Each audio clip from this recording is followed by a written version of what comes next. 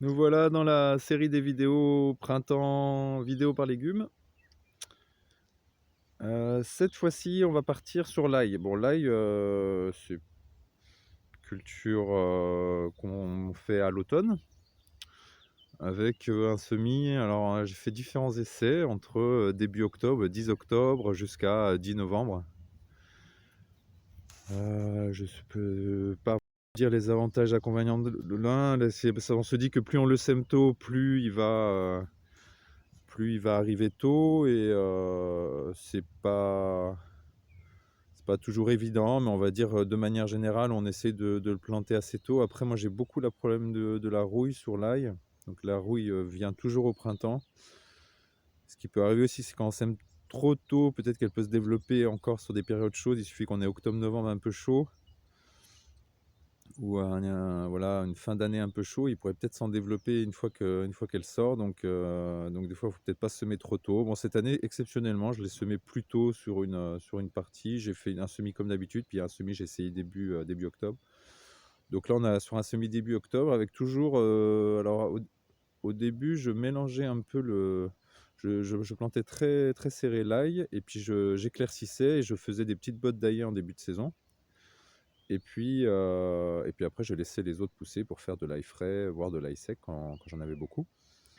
Et là, j'ai changé depuis l'année dernière. Maintenant, je fais vraiment une planche avec l'aillet, où je suis sur toujours 3 lignes.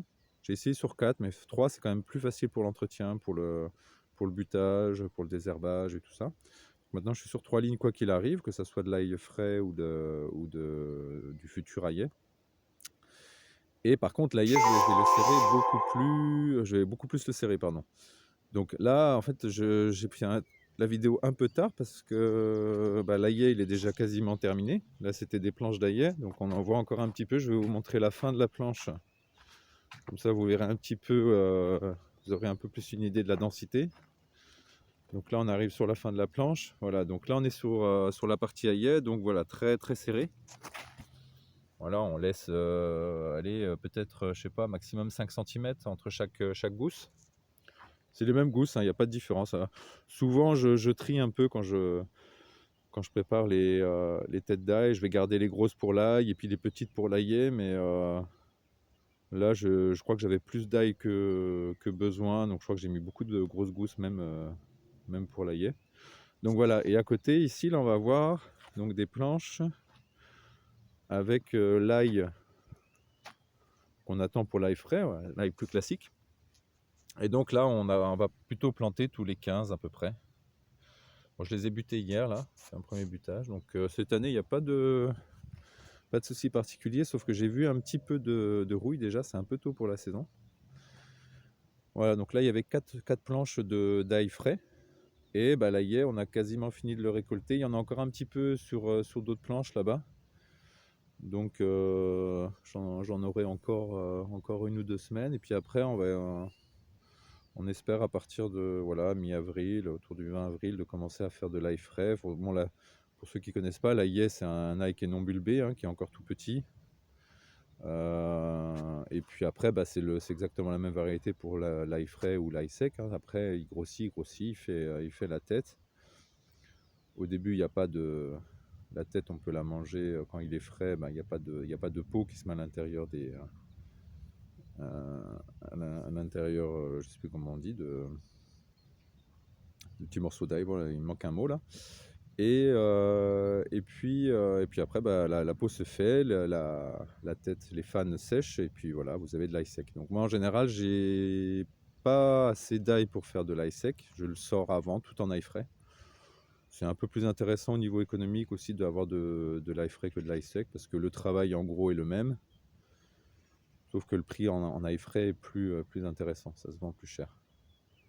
Donc voilà, là on a que dire sur l'ail, arroser. Ça aime bien l'eau quand même. Faut pas... Moi j'ai des terres légères, donc j'hésite pas à arroser, surtout au moment où il va commencer à grossir au niveau de la tête. Donc à partir de avril, là, quand il va faire une tête plus forte, là, faut pas hésiter à l'arroser.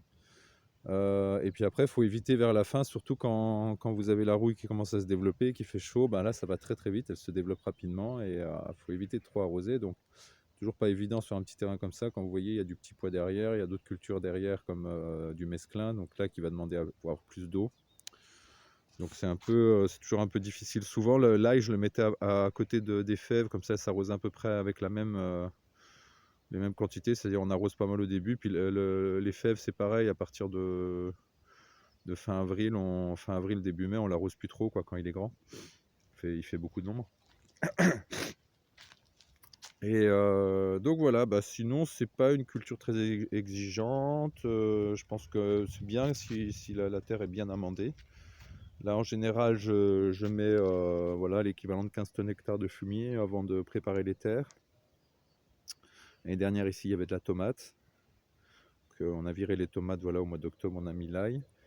Donc désherber quand même bien. Moi j'ai pas mal de Véronique, donc je pense que de manière générale les Aliacées ils aiment bien être assez propres au niveau du pied, ils supportent mal la concurrence, donc bien désherber, buter éventuellement. Ça leur fait pas de mal.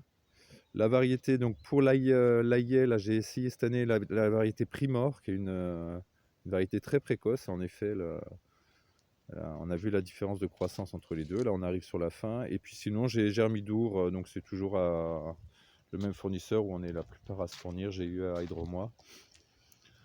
Voilà, que dire d'autre sur l'ail. Culture de printemps, première rotation. En général, voilà, planté octobre-novembre, récolté donc à partir de mars pour l'aillet, à partir de mi-avril, fin avril pour l'ail frais. Donc avec des gousses déjà un petit peu plus fortes, et puis enfin des têtes d'ail, voilà, c'était le mot gousse que je cherchais tout à l'heure. Des têtes d'ail un peu plus fortes, un peu plus grosses, et puis en général ça se termine fin mai. Il commence à sécher fin mai. Alors moi la rouille de toute façon ça me fait sécher les plants avant qu'ils aient vraiment fini leur cycle. De toute façon avant fin mai, début juin, de l'ail il n'y en a plus. Voilà pour l'ail.